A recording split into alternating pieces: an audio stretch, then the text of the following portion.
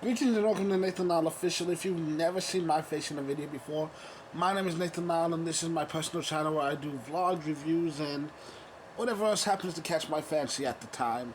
Today, I'm giving you something I promised to do last month. I'm finally getting around to it. It's a movie called The Pact, starring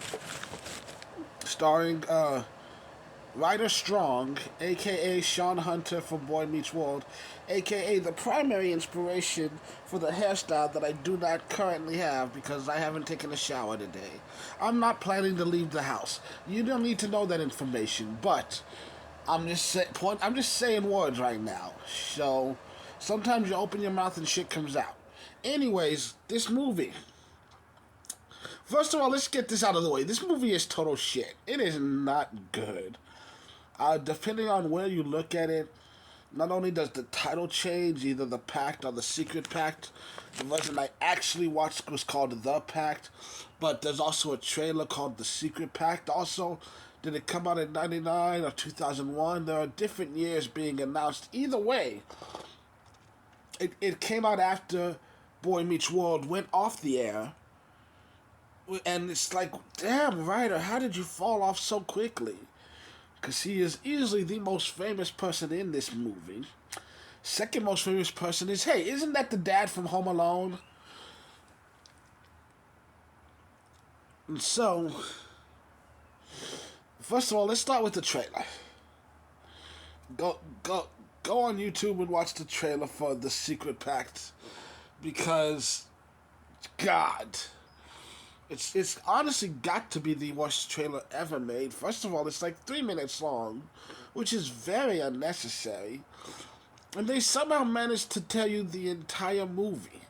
And I'm not even joking. Like, I watched the trailer, and then I watched the movie, and I realized the trailer is straight up just the movie condensed to the most important parts. You literally just... You watched the trailer and you literally have just watched the entire fucking movie. Oh my god! So, if you don't feel like sitting through the entire, I think it's about an hour and a half movie, go look up the trailer online, and you'll get the gist of it. Secondly, like I said, Ryder Strong seems to be the most seasoned actor on this set, and it shows.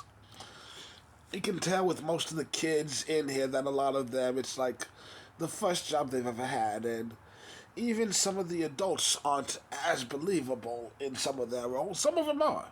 Some of them did a good job. Others, I mean, there are times when you have to wonder, is it the acting or is it the script? Or maybe the directing could have done a better job. Who knows? There's a lot of different people that can be blamed. The point is, it's hard to sit through. You know, it's really hard to sit through. And the story itself is not inherently bad. It's very poorly done.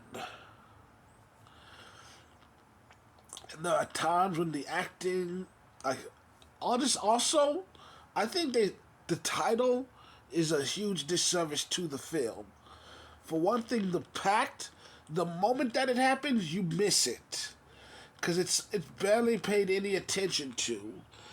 Like, The Pact apparently is the moment when they first meet, and they kind of just, they barely know each other, but they're kind of just like, hey, you and I were both newbies here, and neither of us seems to fit in, so fuck it, I look out for you, you look out for me, right? And like, alright, cool.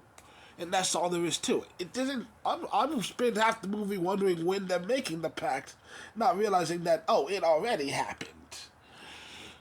And then the end of the movie comes and there's tears and it's like, we had a pact, remember? I'm like, what pact? When did they make the pact?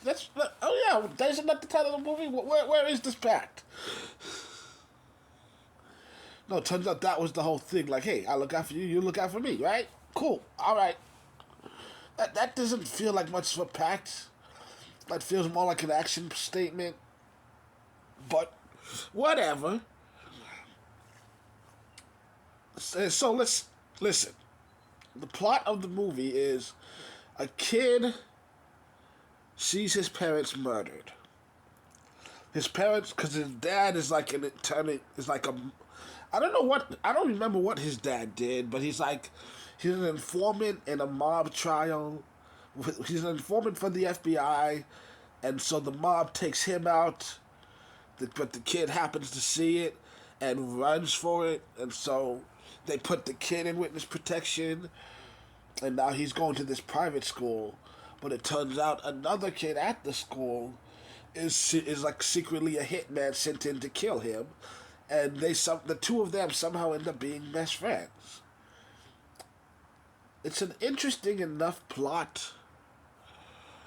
There are two things I would have done differently though if I had been creating this. First of all, maybe we don't meet both of them at the very beginning. Because from the very beginning, you know exactly who the hitman is and exactly who's the guy in witness protection. Maybe we know one of them, but not the other. That would definitely add a level of intrigue.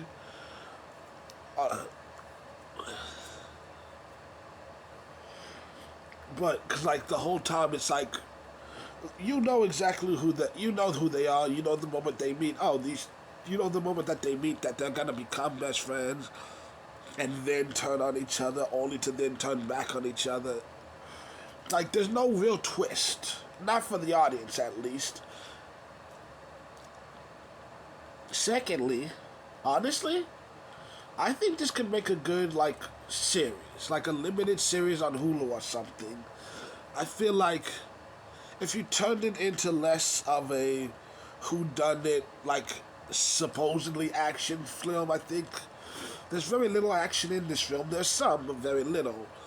And turn it into more of a teen drama, kind of like something maybe you'd see on the CW or something. I think it could. I think this could actually do well in the modern climate. Turn it into, like I said, it's a teen drama with a slight mystery element. I think. I think with like I said, the right director, the right acting, and maybe a slightly bigger budget, this could have been good. It wasn't. It could have been. Honestly, yeah, it's one of those good idea, horrible execution. And I don't know what my takeaway is. It's just one of those.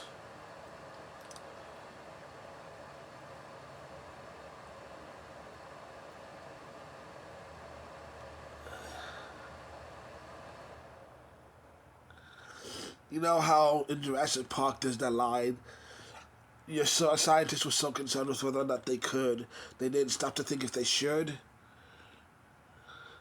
I feel like this one is kind of the opposite. You were so concerned with whether or not you should, you didn't stop to think if you could. I think it's a story worth telling. It just wasn't pulled off very well. I'm trying to remember, was this based off of a book? I watch a lot of things that end up being based off of a book. If this is based off of a book, that book might be worth reading.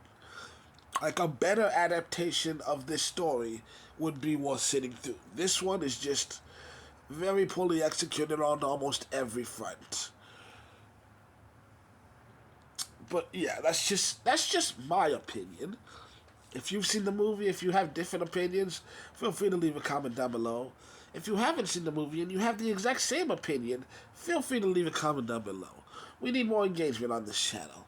Anyways, that's my review. Until the next time you see me in a video, my name is Nathan Lyle.